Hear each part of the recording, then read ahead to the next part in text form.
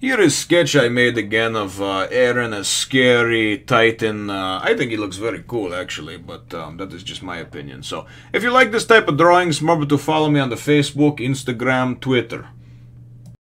Attack on Titan, Episode 13, Primal Desires? Well, hello, my brothers and sisters of the Nerd Nation. I, as always, am Jim, here to bring you another review on the awesome and grisly and action-packed tale of Attack on Titan. Our last episode, the last couple of episodes have kind of moved at a little bit of the pacing has not been great, in my opinion.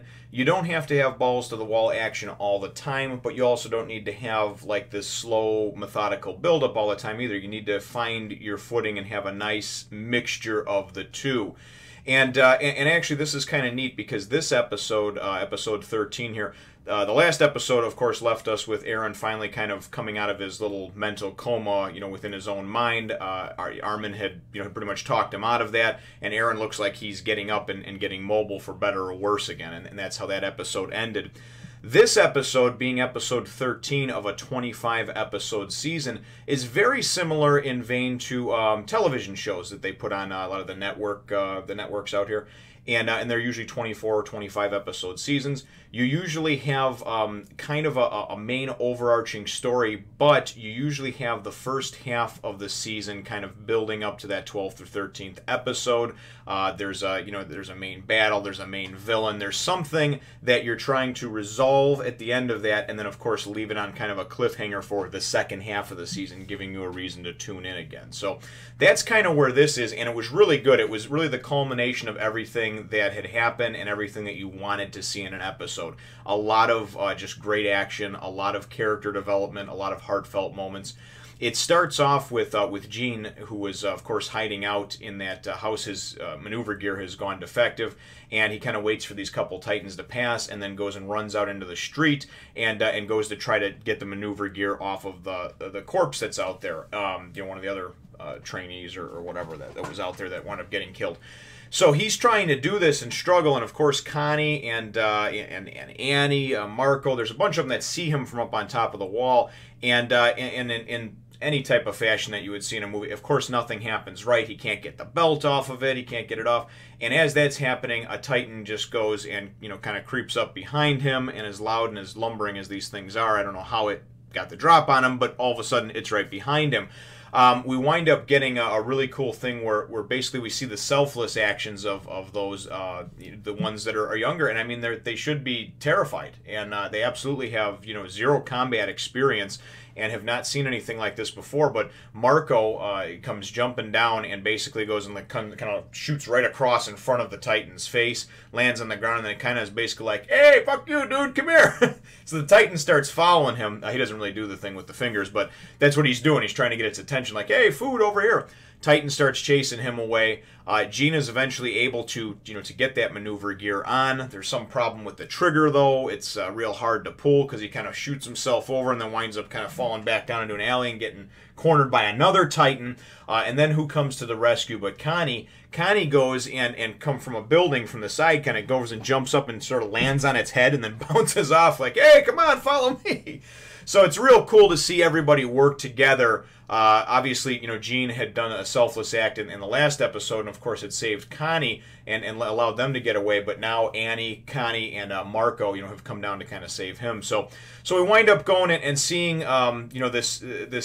this one spot too where there's another Titan coming in, and we see Annie kind of has, and this is as Jean's kind of like shooting his gear and he's in midair and whatnot, and we just see like this big lumbering face upside down of a Titan. We can only assume that it's like jumping at him.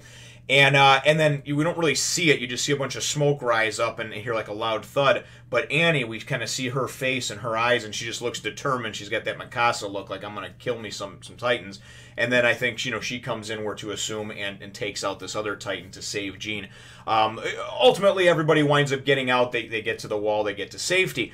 And then it's real cool because we kind of get seen from their perspective. Because remember, Trost is like a whole, you know, city, town, whatever. I don't know if it's 20 by 20 blocks, but it's big enough to where you can see from the wall to a decent distance. But when you're down there on street level or even rooftop level, you may not be able to see the whole village, the whole town. And we know, of course, that Eren and company, and of course that elite squadron, the elite forces, they're up towards, you know, I don't know, maybe a couple 100 feet from the entrance to Trost, where it had been, you know, where the wall has been decimated.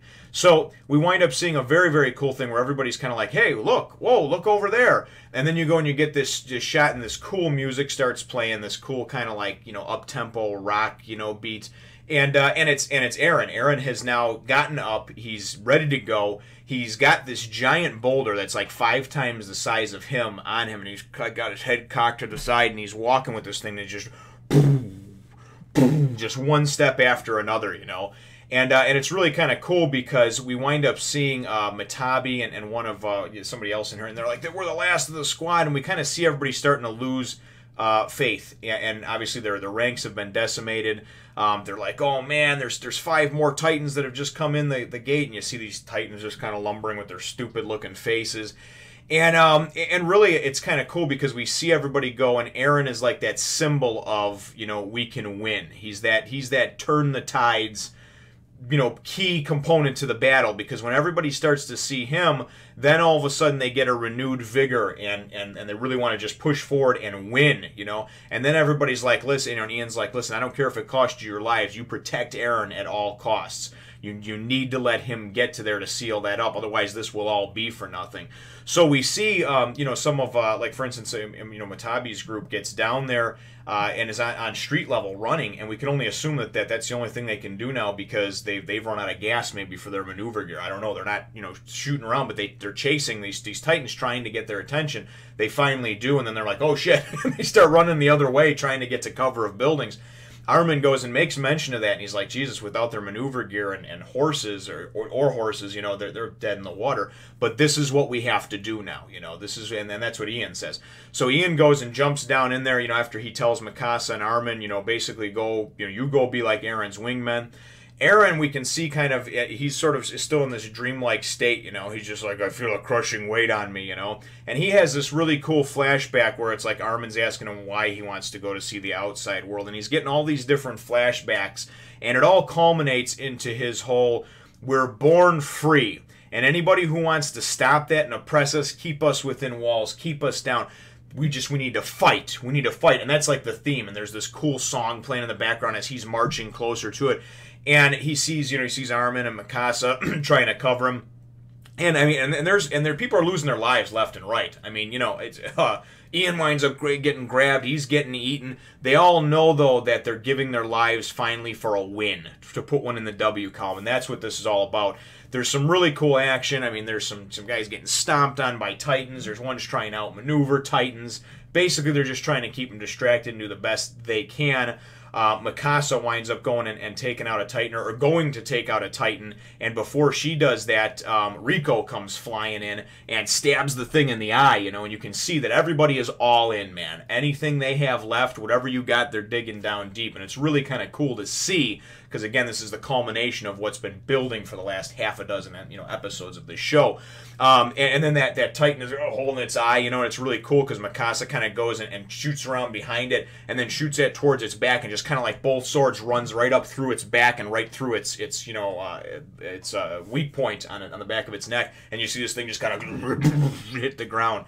And Eren finally goes and makes it. It seems like it's forever because of all the lives being lost and all the action. But Eren finally makes it, you know, to the with the boulder to the thing, and he just kind of, you know, he's still in his head doing the fight thing, you know, and he just grabs the boulder and just, you know, seals up the entrance.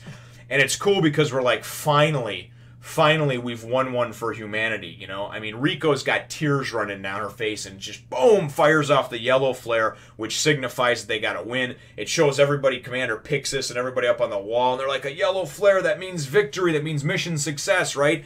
And Pixis is like, send in reinforcements, help get the elite squadron back out of there, you know? Obviously, they've got to be decimated, you know, just tired and, you know what I mean, probably injured, wounded, killed, maybe out of gas, maybe out of swords, blades, whatever. So it's really kind of cool, and that's really the whole kind of first half of the episode, maybe a little bit more than half, and it's really just all this action-packed, one after another after another. We then go and kind of we cut back to Eren the Titan, and he's kind of just there, like the body's just slumped up against the boulder that's been placed to block the other Titans, and we see Mikasa going, Armin, we got to get him and get out of here, and Armin's like trying to pull Eren out of the Titan, right? We can assume that he's started to cut him out or whatever, but he's pulling him out. And he's starting to fuse with the Titan. I can't get him out. He has to pull his blade out. Mikasa's freaking out again as usual because it has to do with her boyfriend Eren that she claims is just family, but apparently there's a little more than meets the eye there, but we'll get to that later. So he winds up going and slashing and cutting Eren out of it. They kind of fall down a little bit. They turn, and all of a sudden there's two big lumbering Titans, 12 or 15 meter, I don't know, the larger ones it looks like, that are right on him. I mean, just like, hello, we're here. And then it's kind of cool because you see like this glint of sunlight, the sunlight's coming in from behind, and all of a sudden you just kind of like the cool music starts playing, and you just see come like flying like bat out of hell, crazy like ninja video game, Ninja Gaiden style or whatever, just come flipping through the air, this figure that's just spinning through the air and just goes and nails one of them, and then just like bounces to the next one, spins and cuts it, and both these Titans fall, and emerging from like atop, the body the way it is, they got the body stand here, and you just see this figure, and then they go and they see the cape, and they see the freedom sign on the back of it, which symbolizes the Survey Corps, and we see that it's our boy Levi, right? I don't particularly care for the look of Levi. I think he looks a little odd, but ultimately I cannot argue so far with him being a badass. He definitely, he's definitely worth his weight in gold as far as being a Titan killer. So he winds up saving the day with them, and then he's kind of like, hey, brats, what are you doing? And I don't know what that whole deal is about, but I assume that he just kind of has this like snooty attitude because he's the best and he knows it. So we then go and we kind of see like the next few minutes are pretty much like the cleanup of everything. We wind up seeing that as Jean is on the crew that's helping to clean up, we wind up they give us a brief rundown, and they basically say, listen, it took a full day after that to go and kill all the Titans that were within there. Within the walls of Trost, but basically we just lured them to the walls and just cannon fire, and used those HE rounds and pretty much took out the majority of them. The ones that were left, the Survey Corps cleaned up for us, and pretty much now it's just all hands on deck trying to recover bodies, rebuild the town, what have you, right? So this recovery operation is there, and Jean is walking around, and he winds up seeing the half-eaten body of Marco, who had come to save him, and obviously Marco didn't make it out, and there's an exchange where basically Jean, you can see he feels the guilt. He knows Marco came to save him, and it's just it's touching and heartfelt at the same time because now you care a little bit more about the character Jean. At least I do anyway, because I see that he is in fact human. You know what I mean? He's not just this pompous ass. So we also go and see this kind of gross sight where it almost looks like spider webs, but it's supposed to be like the regurgitated nonsense. These Titans, basically, it's like a pile of bodies all entangled. It's something out of a horror movie, right? And it almost looks like a spider web around it, but we can only assume it's like the puke and saliva. And we find out, in fact, Sasha is asking, what the hell is that? And they're like, the Titans, when they eat enough, they don't have any digestive organs. So they just go and throw up what they ate. So that's another reason, too, that's crazy. They only go after humans. That's why I think that they are some kind of mutated product or weaponized thing that humans, some humans made to kill other humans. I don't know, what I mean? Because there's no reason for them to do that. So they're not eating to sustain themselves. They eat people, and they go into a hollow area that would be like a stomach, but nothing processes them because they don't have digestive organs, right? And then they just go and throw up the piles of bodies. It's freaking gross, man. And then we see Annie over a dead person basically saying, I'm sorry. And I don't know if it's somebody that she knew or if it's just kind of like a, hardships of war type of deal where she's, feeling sorry for what happened. But so this is kind of the aftermath of everything. The episode ends shortly after that, and in pretty cool, grand fashion, not with action, but really just with kind of this development and this character development. We go and we see Eren all of a sudden wake up, right? And he's in like this kind of dark dungeon-looking place, and it's like a dank jail cell. And outside the jail cell, we see Levi sitting there with another gentleman who we are introduced to as Erwin, who is the commander of the Survey Corps, the leader of the Survey Corps. And now I kind of see the distinction, how everything works between the two of it, you know what I mean? You've got the Pixis, who probably is handling like the military police as far as the garrison, the guarding of the gates. which I was aware of that existed, but then the Survey Corps, you know, obviously that's just like its whole separate entity, you know, like the FBI and the DEA and the CIA, those type of things. So, or similar to, I guess, like Marines, Special Forces, you know, there's different groups within this. So, so basically they have this exchange with Eren and talk to him a little bit, and you know, they pretty much know everything about. He's got his key. Erwin's got his key or whatever, and that's the key. Obviously, getting to his basement to find out about how he can turn into a Titan, and it's pretty much an exchange of like, especially with Levi being like kind of a prick, you know, kind of like, hey, listen, I don't trust you, but what's your deal, you know? And Eren has the same deal as always. I want to kill all the Titans. Okay, I want to join the Survey Corps. I obviously want to get to the basement to figure out what's going on, if that's the key to saving or helping humanity or finding out why I'm like this with the being able to change into a Titan thing. But ultimately, my goal is still there. My resolve is still strong. I want to kill all the Titans, okay? You know, he is not happy. He still has a grudge because the one ate his mom 5 years ago. And ultimately, he just wants to be able to have himself and humanity be free. And to be free, the Titans cannot be here no more. So Eren definitely has that resolve. And it's kind of cool because at the end of it, we get the whole, you know, like Levi just trying to act like a badass. And he's like, okay, you can join the Survey Corps. He's like, but, you know, I'll be watching you. And one false move or any sign of, you know, basically you not being on the level and legit, I'm going to kill you myself, right? So that is how the episode ends. It's very, very cool. Like I said, it was really done well for a mid-season finale, and I'm certainly excited to dig into the second half of the series. So I guess, you know, my chapter question would be, and they also wound up saying, too, it's worth noting that 207 people were killed and like 890 something were injured. So although it was humanity's first victory against the Titans, it was a costly one, so nobody could really celebrate. But you know, ultimately, I guess what my episode question is, what do you think so far of the character Levi? What do you think of him? We've only seen him a couple of times, and to me, he sort of seems like he's brash and arrogant, but at the same time, he seems like he's able to be arrogant because of what he brings to the table. You know, I'm good, and I know I'm good, but I can back it up, so it's okay. You know, do I want to hang out with people like that and like watch football on Sunday? Probably not, because they're very full of themselves.